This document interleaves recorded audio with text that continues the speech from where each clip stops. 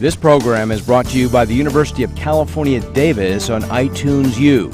For more information, please visit us at itunes.ucdavis.edu.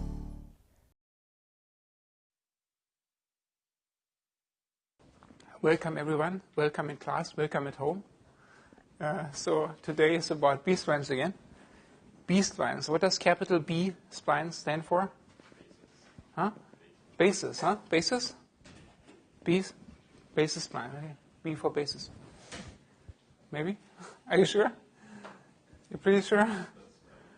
All right, so there is this one fundamental algorithm for B-splines, which is called the de Boer algorithm.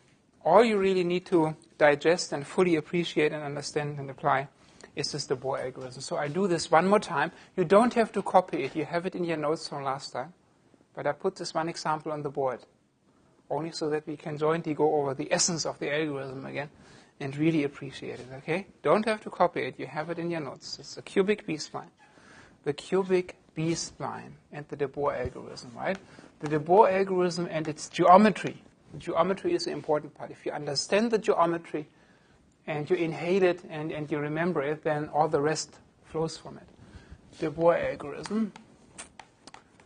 algorithm, and namely the geometrical part, right? The geometry. All right, so let's do, what is there? Points, control points, de Boer points, order, k, knots, u sub 0 up to something, and then I want to evaluate somewhere. I want to find the point on the curve. So let's draw this control polygon, a big, happy polygon, 1, 2, 3, 4, okay. All right. 5, why not? The points, these D points, the Boer points, right? They are called D for that, D0, D1, D2, D3, D4, D5, and I say there is an order, K. And I say in this particular example, let's use K equals 4, and this magic number 4 says nothing but 4 consecutive control points determine a segment. 4 consecutive control points determine a segment. I want to deal with the second segment. So if I want to deal with the second segment, I use the second set of 4 consecutive Ds. So the second set of 4 Ds is D1, D2, D3, D4. Okay, so I want to deal with those. And now I also have to put the knots onto the board. Okay, so the knots, where are they? Well, I put them here. So there's this line, the U line. And how many segments will I have? 1, 2, 3 in this example, right?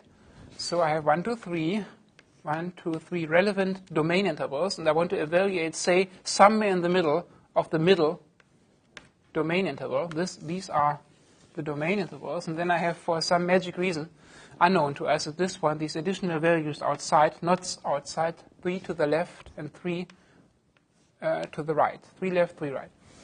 Depends on convention. Some people just use 2 to the left and 2 to the right, but I use, for some reasons that become evident later, 3 outside knots. So the numbering now starts at 0, U0, U1, U2, U3, U4, U5, U6, U7, U8, you don't have to copy this, you have it already in your notes, U9. Okay. What do? I do nothing but linear interpolation. All you need to understand in this class is linear interpolation, and to apply that over and over again, right? Huh? It's true? It's true. Okay. So what do? You look at certain ratios, right? You just, again, this is about pattern, or you can think about this in terms of patterns. U bar is a value in the second domain interval. Therefore, you have to deal with the second quadruplet of the Boer points, okay? Right? So your U bar will run from here to here, and you will trace out the entire curve, okay? So sooner or later, you will come to this value of U bar, and you want to know the point. So you consider these intervals, and where this parameter value lies, you consider this configuration, I call it, and where this value lies, you consider this configuration, and the U parameter lies there. So now I call this step number 1. And now what I do, I take these configurations or these ratios of length and map them onto the corresponding line segments over here, giving you this configuration there, giving you this configuration there, and giving you a third one right there. Happy new points. Happy new points are to be connected by happy line segments, intermediate ones, there we go. And step number 1 is to be followed by the next step 2. Okay, so in step 2, I consider only 2 neighboring intervals. And maybe I mark these as triangles, why not? Okay, so I consider now these configurations. And that is step 2. And I map these configurations onto the 2 intermediate control segments. So I get triangle here, I get triangle there. Okay, 2 points, new connector or line segment. Second step is followed by a last third step, this one, and here is my particular u bar value. Step number 3, last one in this case. Step number 3 then gives me one linear interpolation step which maps to this particular point. There is the happy point, and the happy point calls itself C of u bar. Huh? It's a curve point. So that's the result we want. That's all we need to understand. This is a pseudocode, the algorithm, the double loop, and the triangular scheme comes from that geometry. So, but we want the scheme, right? So the original points have superscript 0, and then we want to understand how this indexing goes, how it's done in a meaningful way. So this is the first intermediate point, and this intermediate point follows d sub 1. So therefore, it also is called d sub 1. So it's also called d sub 1. D sub 1 because this neighbor is called d sub 1. That's the reason for that. But it's of generation 1. So this one has to be d sub 2, generation 1. This has to be d sub 3, generation 1. Okay.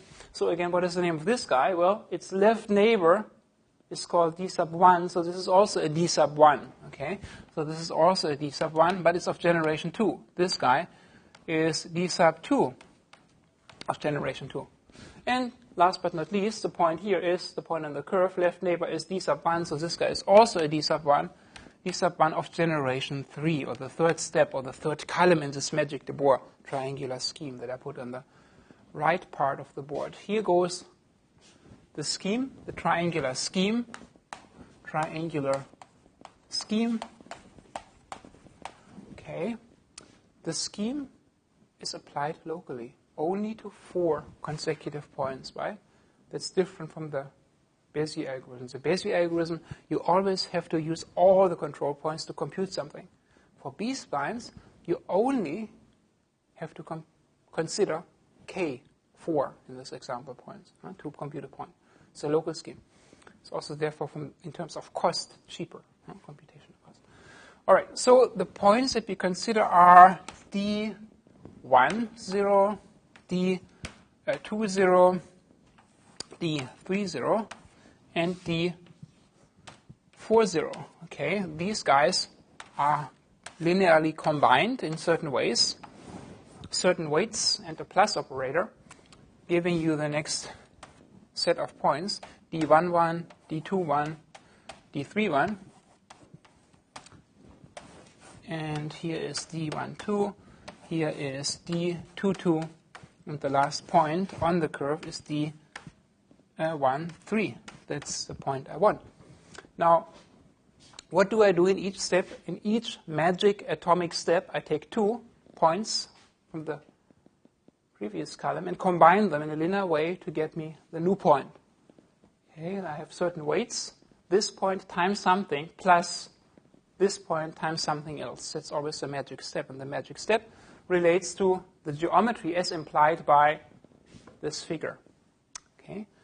So in the first step, I consider this configuration. So I have to do this normalization step, divide by U5 minus U2. Divide by U5 minus U2. Divide by U5 minus U2. Divide by U5 minus U2. And then left point gets multiplied by the right chunk. The right chunk of the configuration is U5 minus U bar.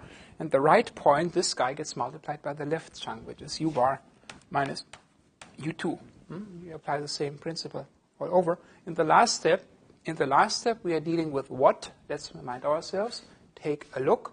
And we are dealing with this magic interval from u4 to u5. So we have to normalize by that, divide by u5 minus u4.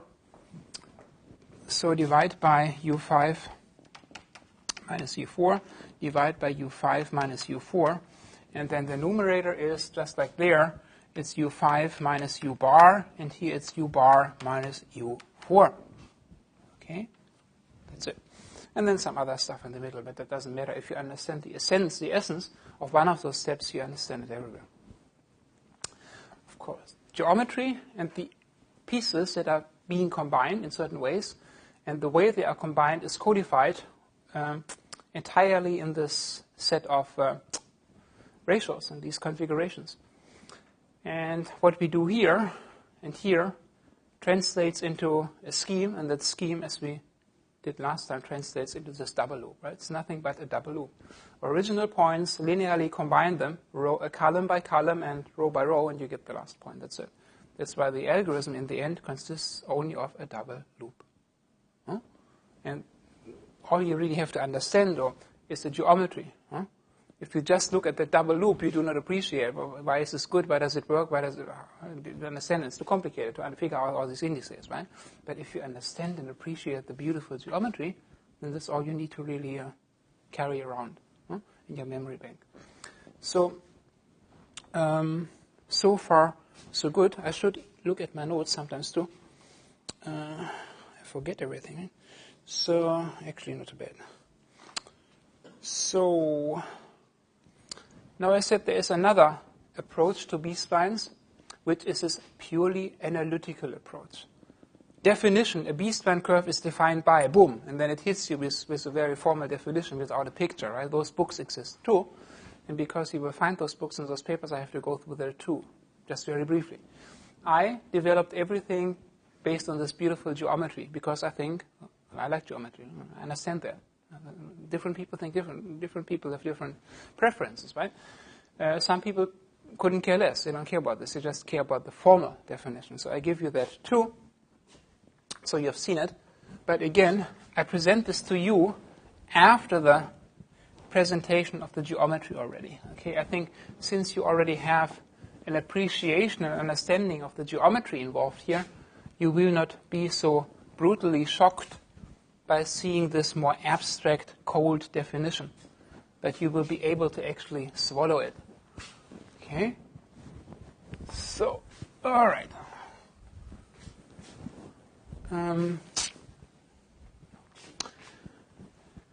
So, you can also do it like this. Definition, a B-spline curve, a B-spline curve C of U is defined by,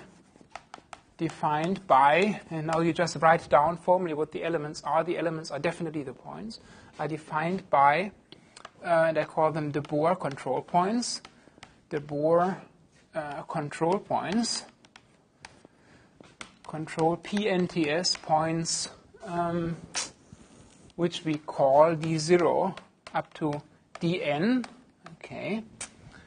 But an order K,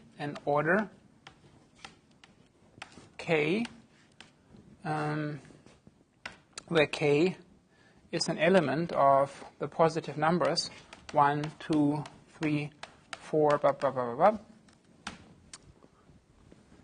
blah. The knot sequence, some just say knots or knot vector, a knot sequence,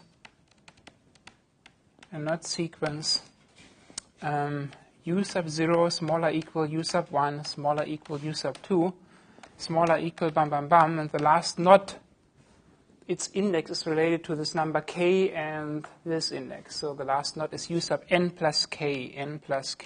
Okay, so there is a relationship, of course, between the number of control points, number of knots, and the order.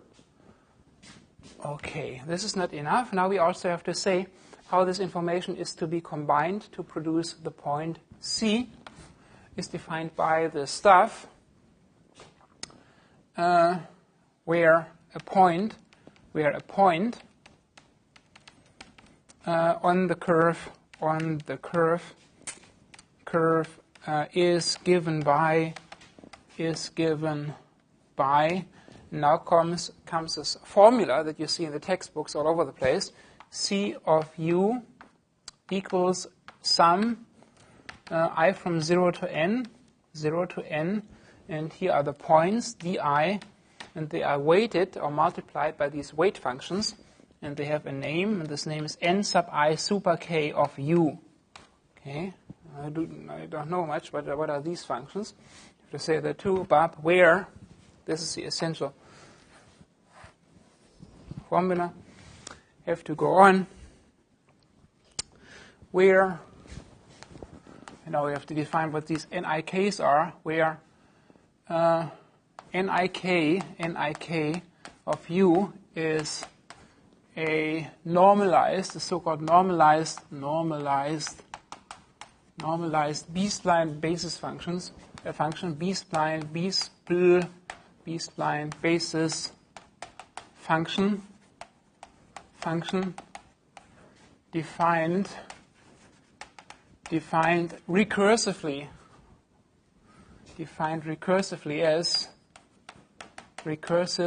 as and now comes the definition of these magic functions. Magic function NIK of u is something, and it's recursively defined by something times a previous NIK minus 1 of u plus something times an NI plus 1 k minus 1 of u.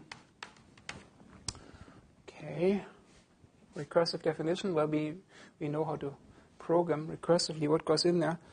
I think here we divide by u sub I plus k minus 1. Okay, again, this is u sub I plus k minus 1 minus u sub I, and I think here we divide by u sub I plus k minus u sub I plus 1. Okay, I think here we say u minus ui, and here we have to say ui plus k minus u. Okay. I better check.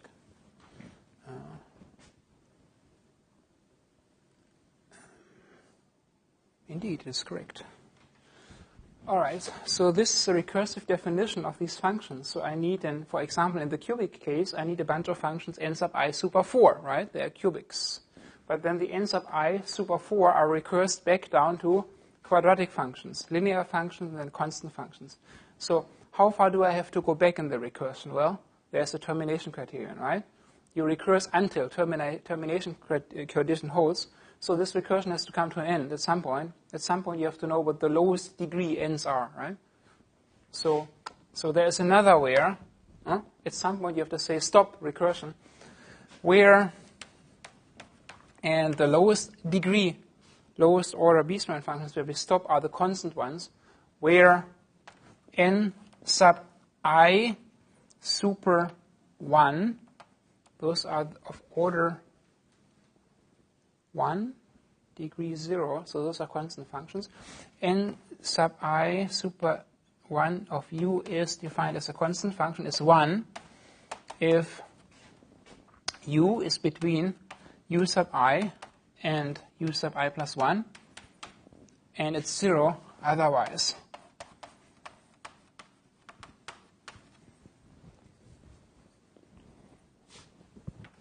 Okay. Now I just hit you with this very formal, correct, I believe, but very hard to understand definition, right? There's no picture. This is just a formal way to define this. This is essential also, this recursive definition of these B-spline basis functions. There's not enough time in this class to really explain where they come from and why they are important and how they are constructed. I just give you one construction, namely this recursive one. But it still would be good to understand what these functions look like. Huh? Why? A point on the curve is a combination of the original points which are combined using certain weights, and these weights are the values of these basis functions, right? Everything is always, as you know, a matter of the choice of basis functions, right? The basis functions define everything. So these basis functions are normalized, normalized B-spline basis functions of order k. So let's make some pictures of some of them so you see what these guys look like. Again, I like to see pictures. Okay? Let's make a few pictures. These are the simplest basis functions, right? Obviously, they are just constant 1. Constant 1 functions are probably easily drawn, right? Let's start with those. Let's make some pictures of this.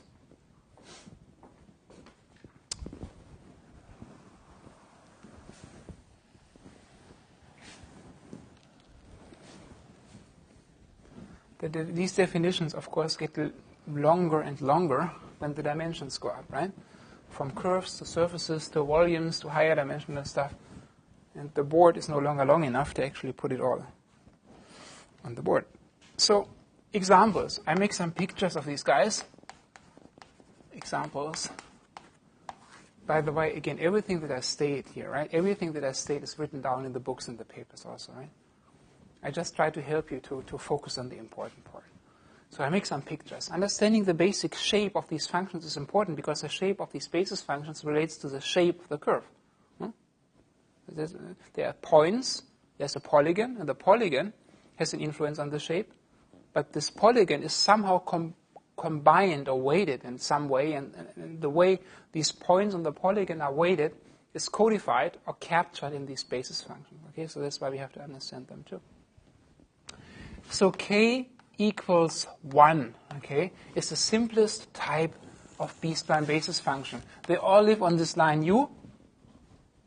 Okay, and let me just make, maybe I draw 5, okay, so I make, now we study these functions, these basis functions, in isolation of the curve for the moment.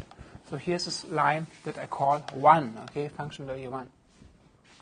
I give these knots names, and I call them u sub I plus 1, u sub I plus 2, u plus I plus 3, u sub I plus 4, u sub I plus 5, and so forth. And the constant functions, well, n sub I super 1 is a function that is 1 over this interval, and it's 0 everywhere else. It is that simple. N sub I super 1 is 1 here over this interval, and then it drops down to 0. And before u sub I, it is 0. Huh? That's it. So u sub I, this function is this function. Okay, this guy, this box, is n I super 1. Okay, this is not a prime, this is 1 of u. And I will let the u go very soon. So the other function, n sub I plus 1 of u, starts being 1 at u sub I plus 1, and then it stays up there, and then it goes down as soon as we hit the other next knot. So this is n sub I plus 1 of u, and so forth. Okay, so all these functions are these box functions, right? Simple boxes. So this guy would be called n sub I plus 4, 1 of u. All right? Trivial. Now, we linearly combine these functions. Linearly combine? Yes, we do. Combine them linearly because there are these factors in front of them. And these are obviously, u appears in the power of 1, right? There's the u there, power of 1 times something. So u power of 1 times a constant will give a linear function. So the next B-splines have to be linear. What do they look like? Well, you can actually compute them according to that formula. And if you did that, then you would get the following picture. So again, here's this one line.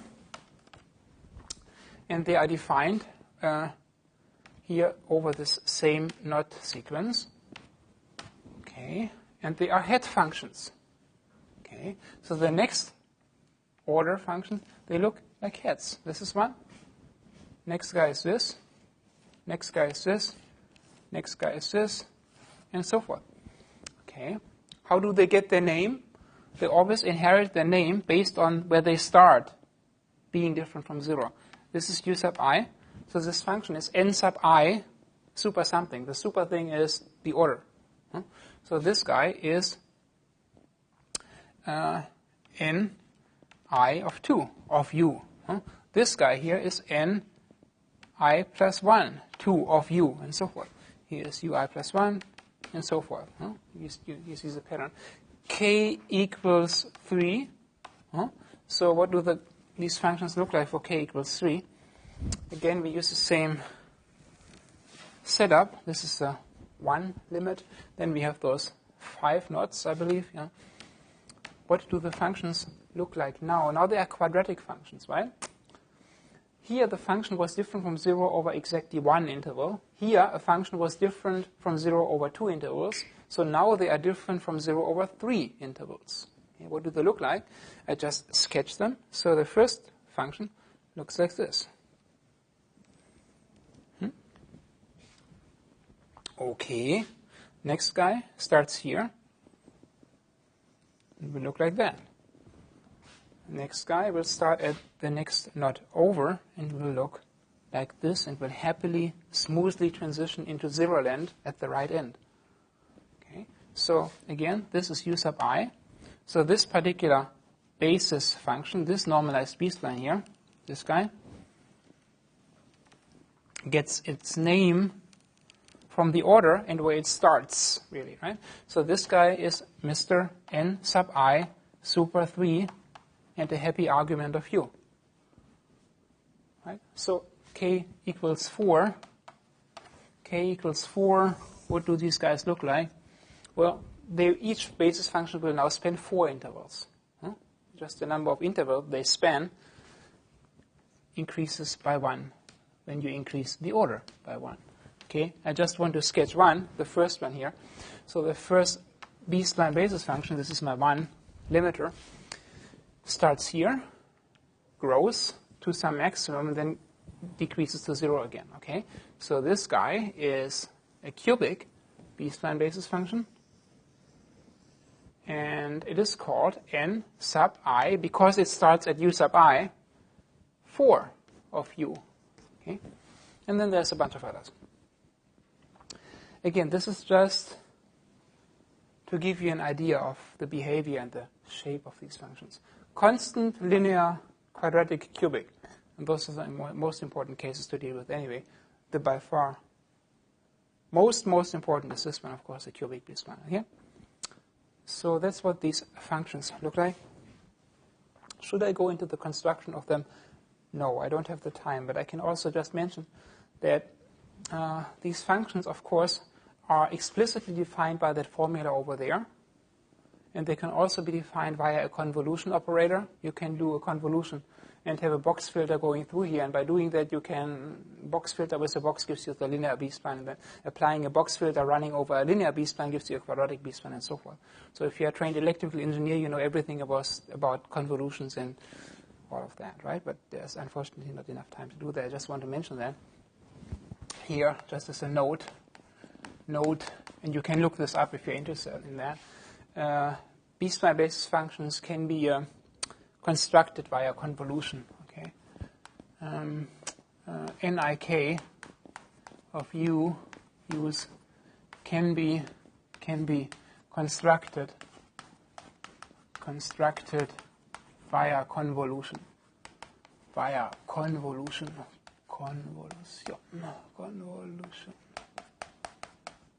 All right. Okay, exclamation mark. And if you remember that from your electrical engineering training, you know what that's all about.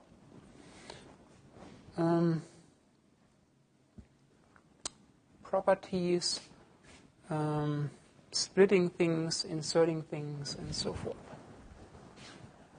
I should ask, is anything not quite clear at this point, what I talked about? Does everything make sense? And if there are certain things that do not make sense, where do you find the answer? In the book, right? Everything that I put on the board, everything that I say, is also expressed in many papers and books, right? I just try to help you understand that, right, more easily.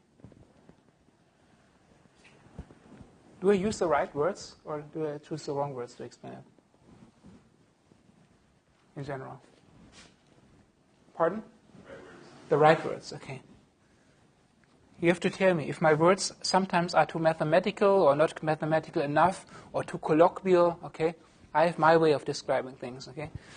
I try to do just the right balance between rigor and precision, but also to leave it up to the imagination to fill in the necessary and underlying full-blown mathematical detail. But again, there's no time to go into all the detail, and it's spelled out in the books. So now comes an important message again. The message being splitting a B-spline curve into more segments than I start with, subdividing or subdivision it's called. And the other issue that's related to that is the relationship between a B-spline and a Bezier curve. A B-spline segment and a Bezier curve. Okay, what is that? We talked about Bezier curves and Bernstein polynomials, and now I'm talking about B-spline curves and normalized B-spline functions. What's the relationship?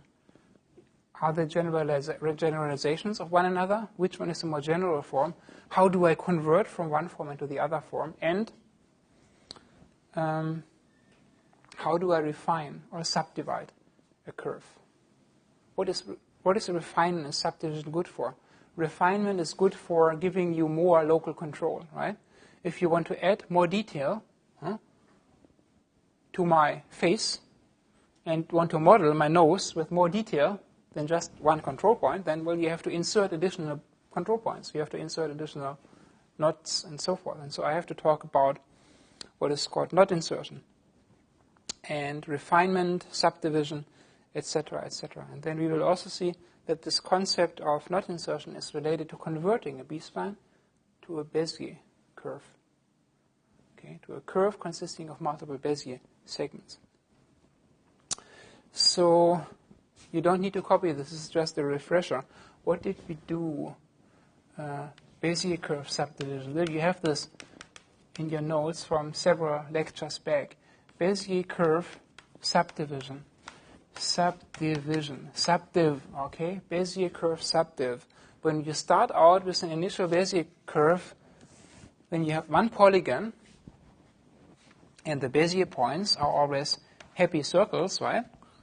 Circles, you know, it's a Bezier curve. Squares, you know, it's a B-spline curve, right? So, and you have the curve typically running over this T timeline, and you have between 0 and 1.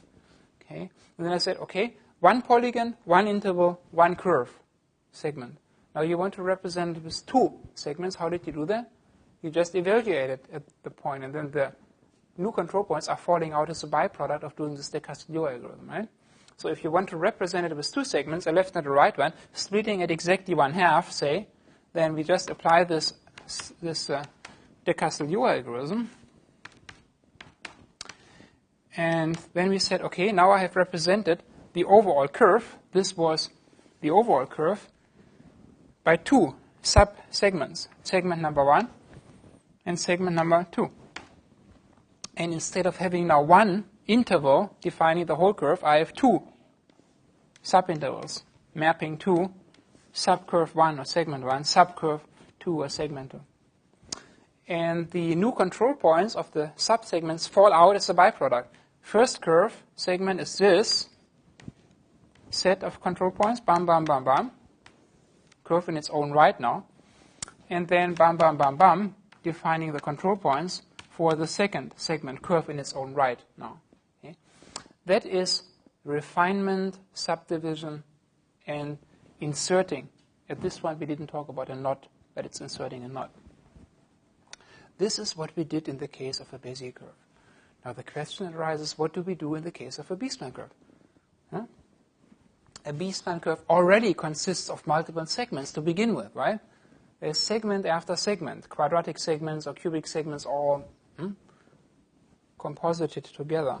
But still, you may want to take one little happy cubic segment and still further subdivide it, make it smaller even, because you want to model very small scale features on your car body,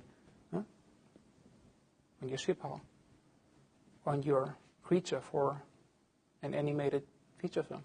Right?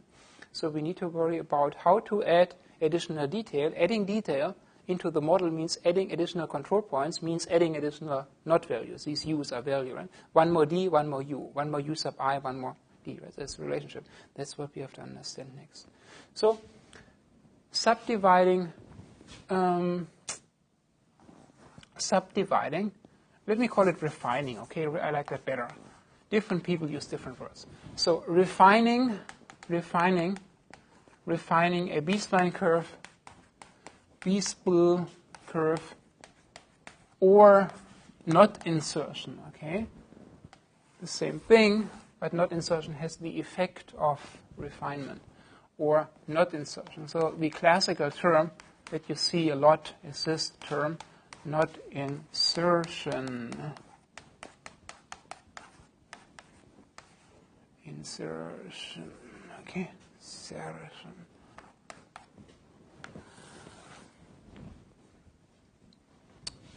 And what is the goal?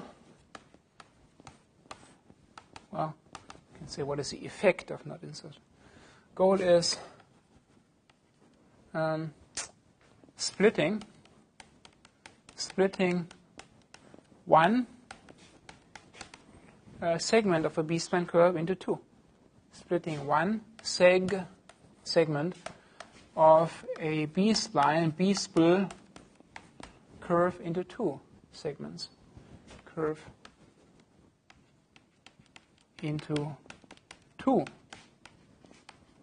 child segments, two segments, segs, all right? How do we do that? You can do all this analytically and you derive it, and a lot of mathematical formulas will come out, but I don't have the time to derive it all, but I already put the analog on the board. What did we do in the case of refining or subdividing a Bezier curve? What did we do? And then we let our intuition take over. I liked intuition. Gauss actually said, do not trust your intuition. He hated intuition. Okay, he didn't allow himself to write anything down that was related to his mathematical intuition when he came up with some things. He always like just a formal derivation of everything, and he never told his reader what the intuition was that led him to come up with great ideas. He didn't like that. I like intuition. Okay, so what did we do to refine? We had a curve, we have control points, and the new control points, or the two subsegments, come out as a byproduct of doing the evaluation step, the de Castelnau algorithm. We do the same thing here. We take a control polygon, and we just perform evaluation, and the new control polygon points will come out. They will pop out as a byproduct. Okay? So again, you can read more in the book why that is, and you can derive it, and all of that. So I just call it the insight. Okay? So the insight, or the grand finding, when you do that all mathematically, the insight is you only have to perform step number one, this first step. Step number one of the de Boer algorithm to obtain the control points for the two child segments. Perform the first step of the de Boer algorithm, de Boer algorithm,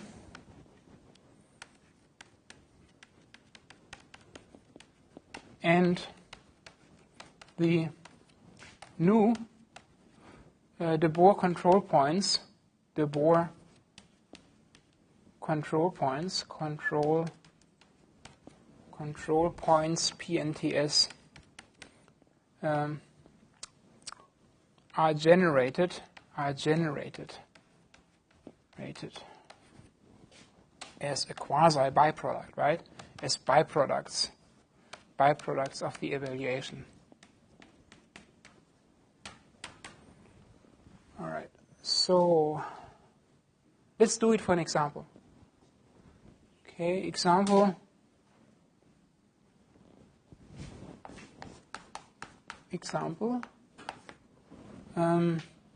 What do we do? I take one happy cubic segment and I want to split it into two. Okay. The example is k equals 4, one cubic segment, and so the picture is this. I just want to fool around with a cubic B-spline curve that consists of one segment to begin with, so it's a very primitive B-spline curve. It only has one segment, so it's D0, D1, D2, and D3. And now I say, okay, k equals 4 control points, there is only one segment, and I want to refine that segment into 2, or split it into 2. So there is one relevant domain interval, only one. One segment will map to one curve, which lives somewhere here, that one segment. And I have these 3 additional points, well, not values to the right on this U line, and 3 to the left, 1, 2, 3. Okay, so what is the numbering? The numbering is U sub 0, U sub 1, U sub 2, U sub 3, and U sub 4. U5, U6, and a happy U7. Okay, so what did I do in the Bezier situation? I said I want new control points. What do? I just evaluate somewhere in the middle, and then the new control points fall out as a byproduct. I do the same thing here.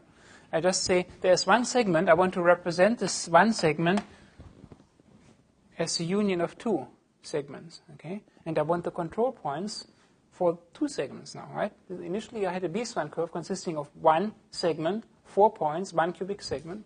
Now I want the same curve represented by 2 subsegments, but then I need 5 control points, right, obviously. Where are those 5 control points? And they come out as a byproduct of performing the Bohr step number 1. So we just split it. We want to split it at the middle, so we evaluate here at the midpoint.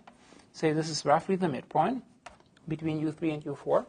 And then we look at these ratios again, step number 1 of the Bohr algorithm.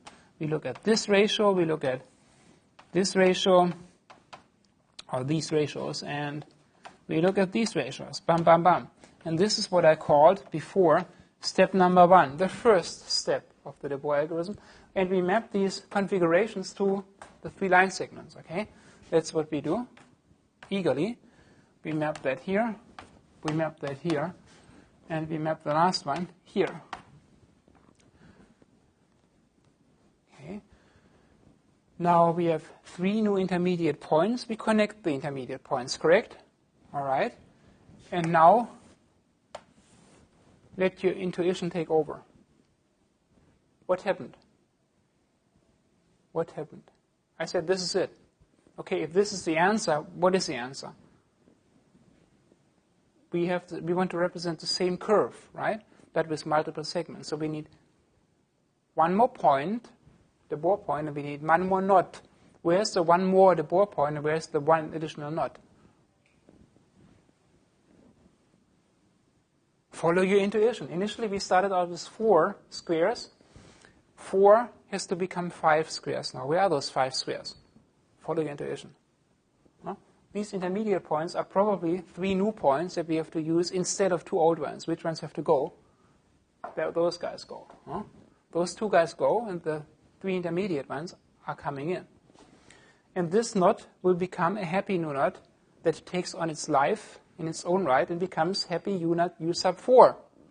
U3, U4, U5, 6, so that it gets inserted, not insertion.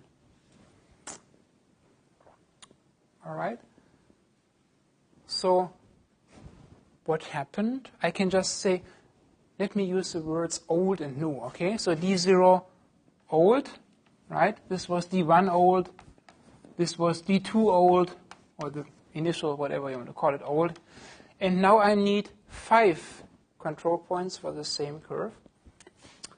And those are this point, it's still D0 new. And this guy here will be a new point, D1 new. This one will be D2 new. This one is D3 new. D3 new. And this one is D4 new. All right? So from 4 control points to 5. And what will happen to the knot sequence? Well, this guy gets inserted into this index sequence of U values. It will become U sub 4 because it's between 3 and 4. So it becomes U sub 4, and the others get an index that is 1 up. So inserting the knot means this guy here becomes u sub 4, right? And this one becomes u sub 5, this one becomes u sub 6, this becomes 7, and this becomes u sub 8. Right? That's not insertion. We insert this not. This u sub bar is inserted. Okay. What have we done? We insert one value as a knot in its own right. We have performed this first step of the Bohr. We have constructed these intermediate control points, and we throw some original points away and replace them. We throw 2 away, and we replace the 2 by 3 new ones. One more point, control point, one more knot, u sub 4, means that the original curve, it lives here somewhere, originally represented as one segment, a B-spline curve of one segment, becomes the same curve, doesn't change, but gets represented by 2 cubic segments. Okay, that's it. That's not insertion. More local control. Why more local control? Because each segment is controlled by 4 points, right? If I want more and more control, I insert more and more knots. More and more knots means I have more and more control points. But we know that each control point only affects the shape in a local neighborhood, right? So that's the relationship there. All right. That is not insertion.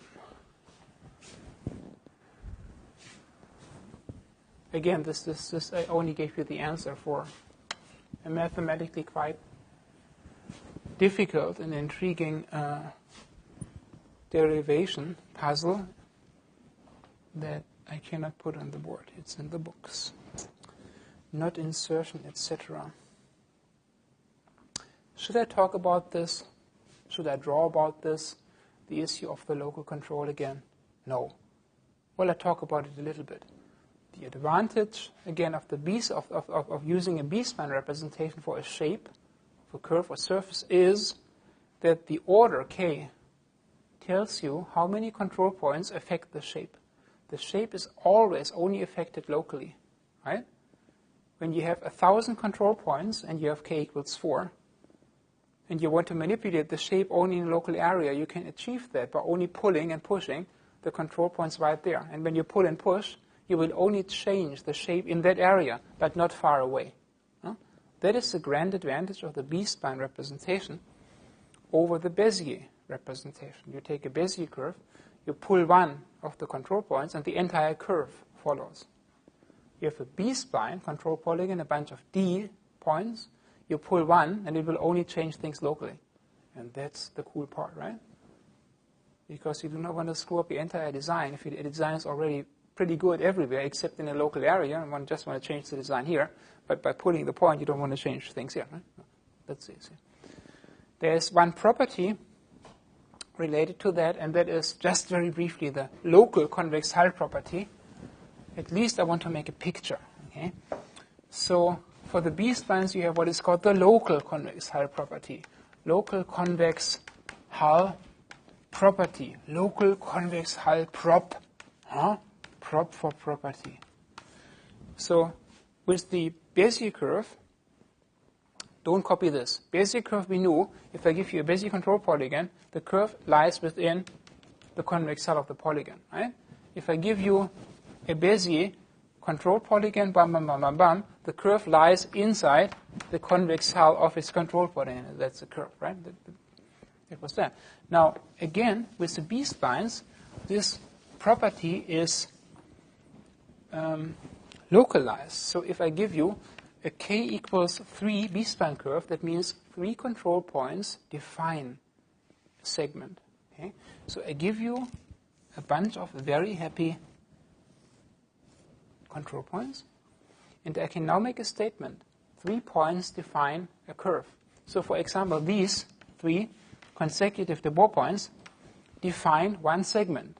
And the local convex hull property states that each segment defined by 3 consecutive control points lies in the convex hull of those 3 consecutive control points. Meaning that, of course, the segment that is controlled by these 3 happy guys lies inside the convex hull of those 3 points. Okay, so the quadratic segment will be this one, as you know by now. The curve segment that is defined by these three guys will lie in the triangular region defined by those three guys. Okay, so the next segment has to lie in this convex hull. And indeed, well, it will be that part, right? These are the segments. You know that? So it is a much tighter control that you have over the locus of the curve, right? It's much more constrained. It is no longer the convex hull of everything, but each segment lies in the convex hull of just a very, very small number of local control points. Okay? It's more in that in the book. Again, it's a very nice property to have. Why do you need that? You need that for intersection computations, right? When you intersect one B-spline curve with the other, you want to know that.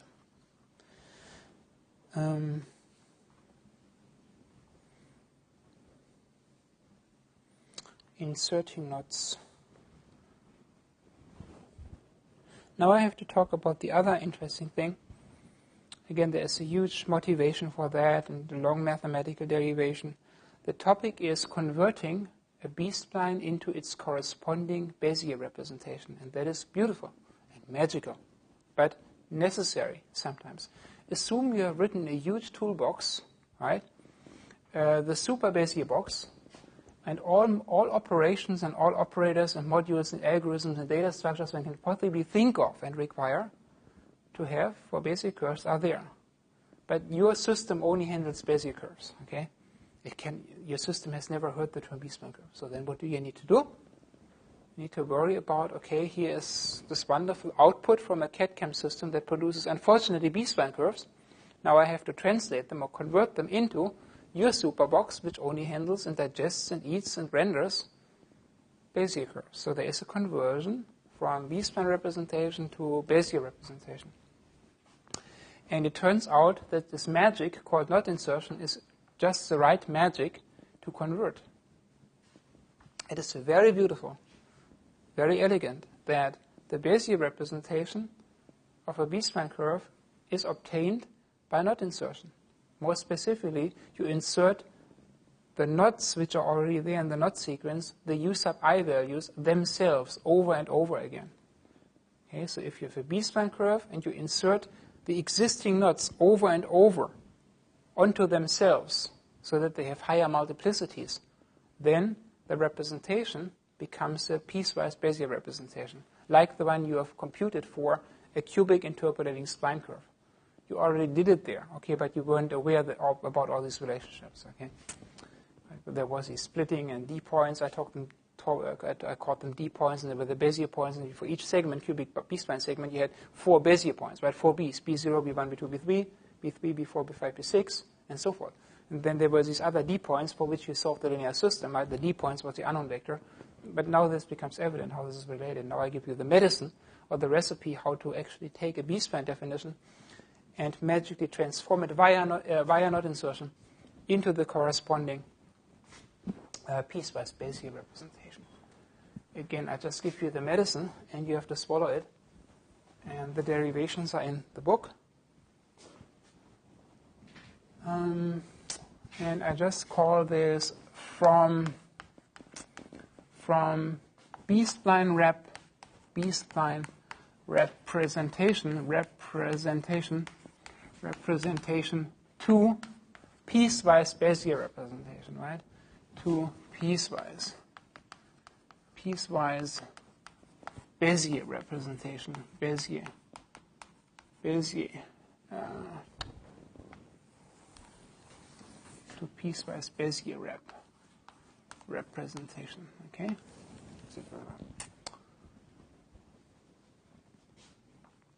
How will I exemplify that? And I just say this is a recipe. You have to insert all existing knots multiple times up to order k minus 1. Insert, this is the recipe, insert each knot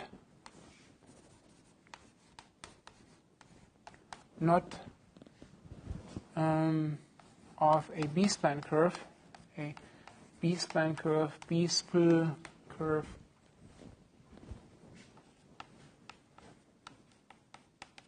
multiple times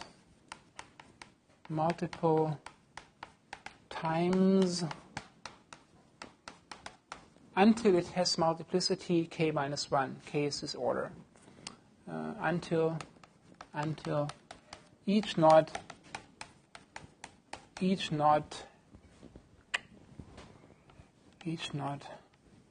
has multiplicity k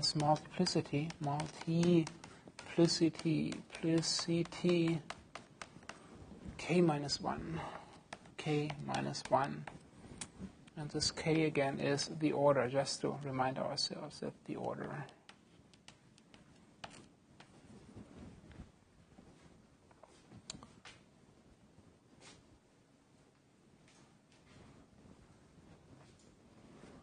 What are we after?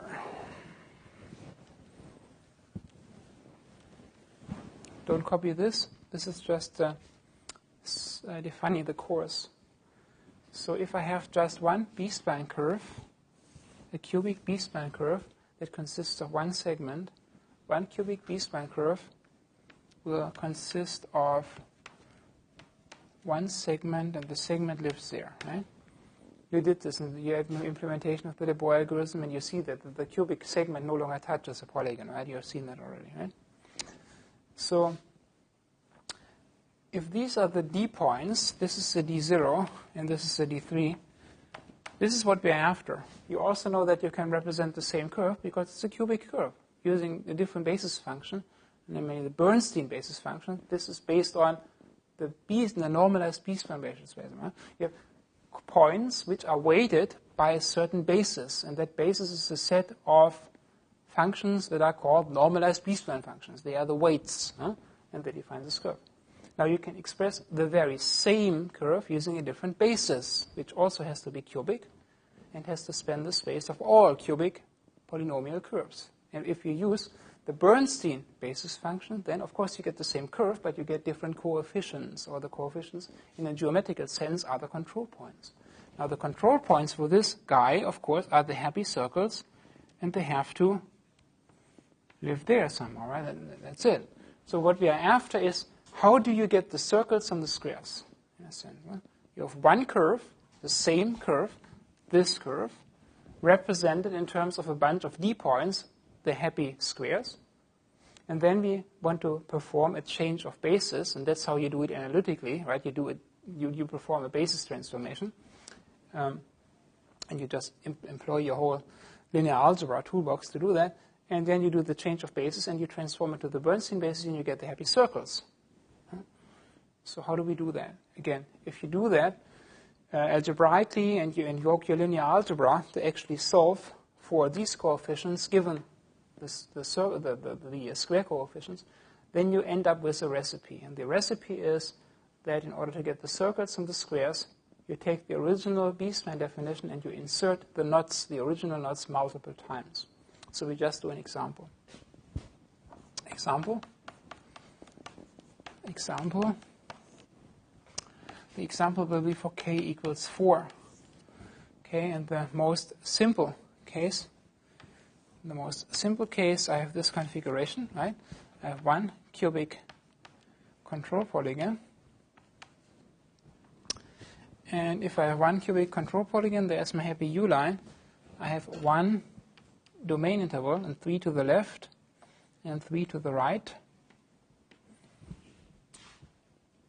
And in order to insert a knot, now I have to insert the existing knots multiple times. I will insert a value that is this very same value that already exists, okay? But I cannot draw that, so I just insert a value that is slightly off, slightly to the right, so I can still draw it. Huh? So I insert a value that is there, okay? I insert that happy value there, okay? This value just slightly to the right. Huh?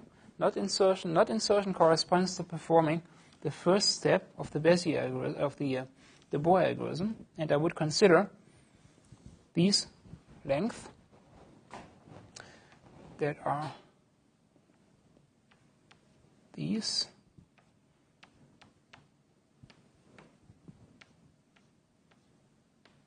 configurations, and I map those configurations onto the 3 line segments. Okay, when I do that, I get split point, and intermediate point, split point, and point here, intermediate point, split, and ratio goes there. Okay.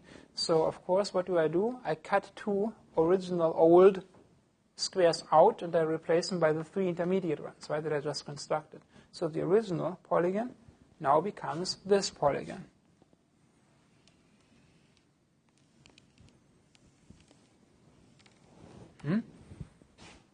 Okay, that was the first insertion of this knot onto itself. Well, I inserted slightly off, plus epsilon, right? I can do that. Now I have a new configuration. I insert the knot again, because I'm k equals 4. This knot has to have multiplicity k minus 1, k minus 1 is 3. So I want to have this knot there 3 times. 1, 2, it's there 2 times right now, and another time.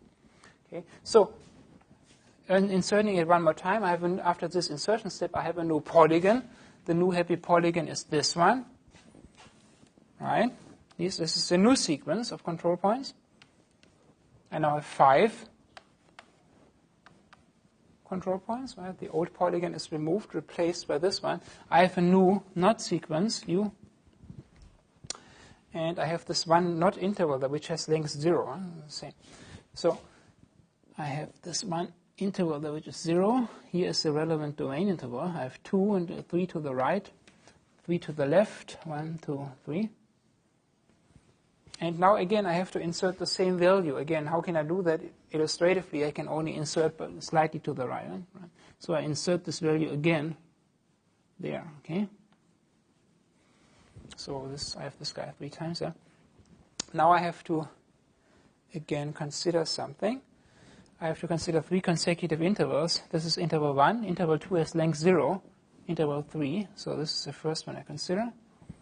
Next one is this configuration, and then it becomes this configuration. Okay. 1, 2, 3. 1, 2, 3. Starts here, starts there, starts there. Okay. All right. So here, bam, bam, point. Bam, bam, point. Bam, bam. And tuck, tuck, tuck, tuck, tuck. Where do these configurations go? They go onto these 3 segments. So this is configuration here. There are these 2 lines there, and then there is the evaluation location there. So it goes here. Then I have this configuration, so here, and then here's the split point. The last one goes here into thirds, and then at the left end I have that guy. Okay. So the new polygon now, after this insertion step, looks like this: up to there, over and down. Okay. So now I have these control points. I draw them. Okay. 1, 2, 3, 4, 5, 6. Okay. Those are the new ones.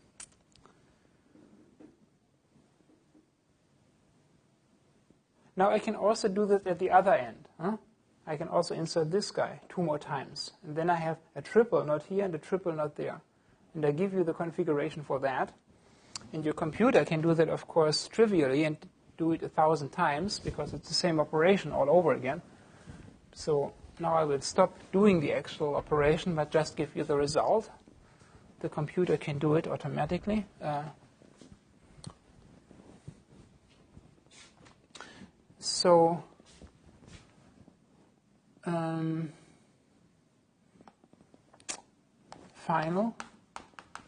Final result. The final result for this example will be a polygon going up, going over, going down, going down. That will be the final result in terms of the polygon that you have. And you will have these new control points.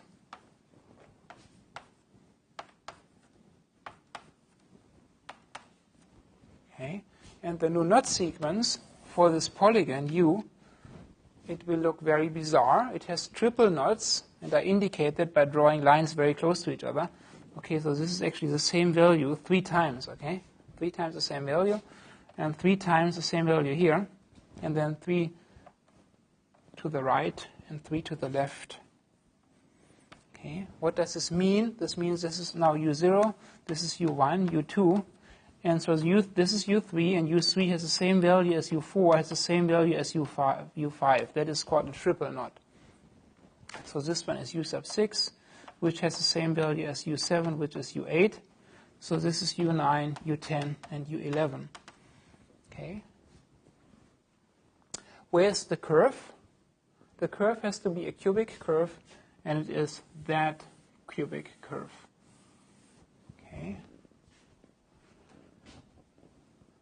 Now you already see something, right? Something has happened. These are, of course, the de Boer points. This is now D0, this is into D1, this is D2, this is D3, this is D4, this is D5, this is D6, and this is D7. Okay. Just for context, what was the original polygon we started out with? The original polygon we started out with looked like this, right?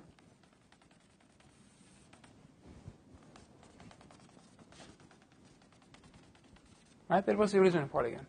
Huh? What have we done? We have inserted these values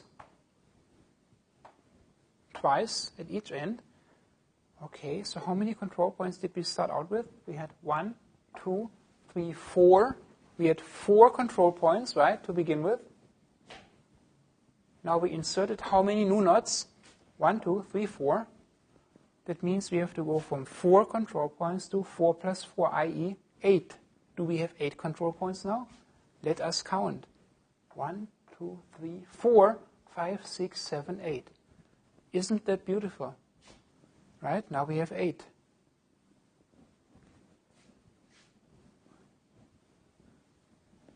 This is a new B-spline curve.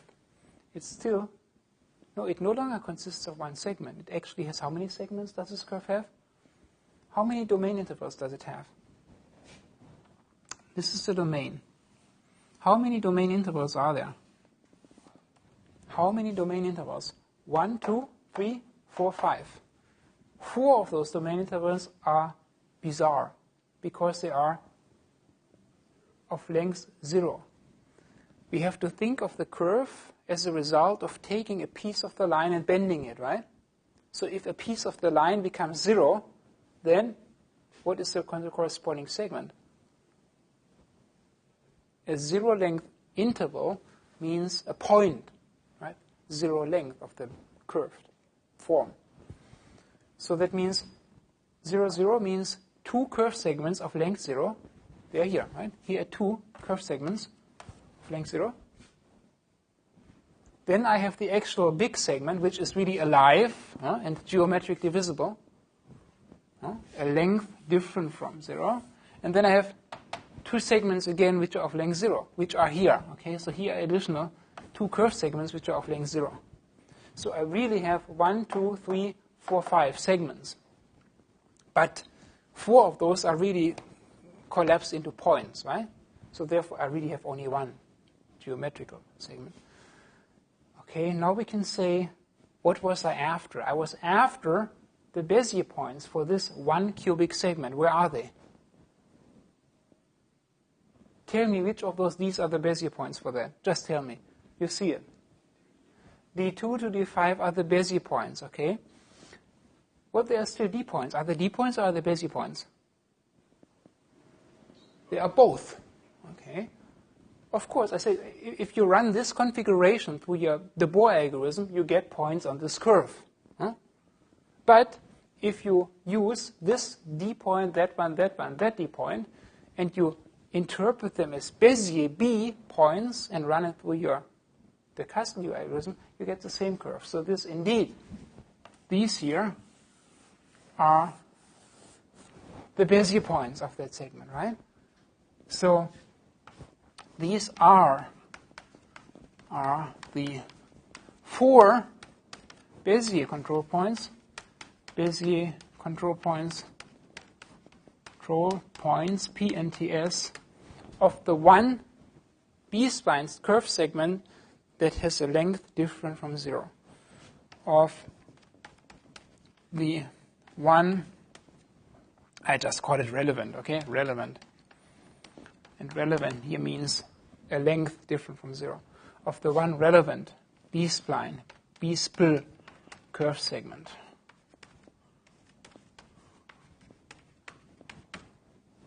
And that is very beautiful, and we smile at the end of the day, okay? Good. Now, what else is there for me to do? I think I should talk about, just allude to what follows next. Time is running out as always. Does this all make sense to you? Why I do this? And do you trust your intuition with all of this? So here, is this meaningful?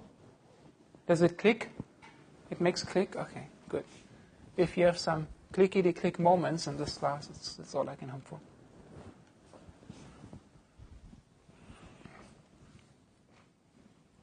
Okay. So next will be more smiles, more happy faces. Here we now understand how we take a single cubic B-spline curve consisting of one segment and converting it into one Bezier cubic segment. It's not usually after converting any B-spline curve of any order into its corresponding sequence of Bezier control points for each segment. Okay. So what are we after? We're after this. I give you happy order k equals 3. Okay, I give you some happy de Boer points. They are called squares, right? We know that by now. And from that, you have some kind of underlying knot sequence. Forget about that for the time being. Assume that all the knots are single, multiplicity 1.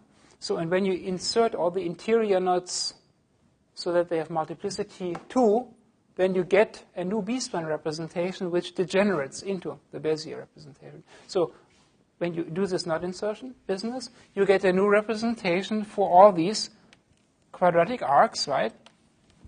That's the B-spline curve. These are the segments of the B-spline curve. And now you do this magic knot insertion multiple times, and each of these is a quadratic Bezier curve in its own right. Where are the control points for each of those? Well, follow your intuition. This is a quadratic arc, so it has 3 happy circles defining it, right? So this here is the Bezier polygon for that quadratic arc. These 3 happy circles are the points defining the polygon for the next parabolic quadratic arc. These define that, and so forth, okay? And so you'll see very easily how you get from the squares to the circles. That's the goal. And then we will also do that for k equals 4, where I have this initially, right? And so the curve is somewhere. I don't want to draw the curve.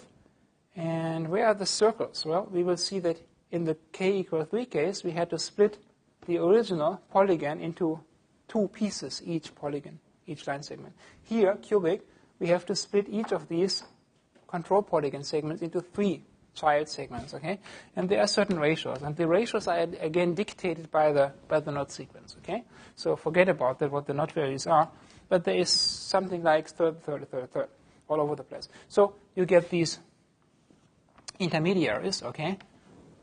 And so you already make some circles, and circles make you believe this is a Bezier points, and that's true. And then these also have to be connected, right? And something like connectors, and there's some additional things. And you have seen this before, right? So, okay? And then here are the Bezier curves. Well, there's the same curve, okay, but represented now with Bezier control point. So from the circle, from the squares, 1, 2, 3, 4, 5, to 1, 2, 3, 4, 5, 6, 7 circles that define the 2 cubic segments of that B-spline curve. Same curve, different representation. And you can go forward and backward. If you can go from the squares to the circles, of course you can also go the other way, right? But that's then for you to figure out how to do that. It's again the magic via the ratios of these parameter values or the knots u sub I. I'll see you on Tuesday.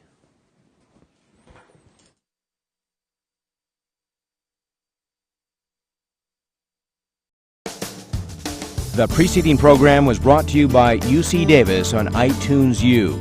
Please visit us at itunes.ucdavis.edu.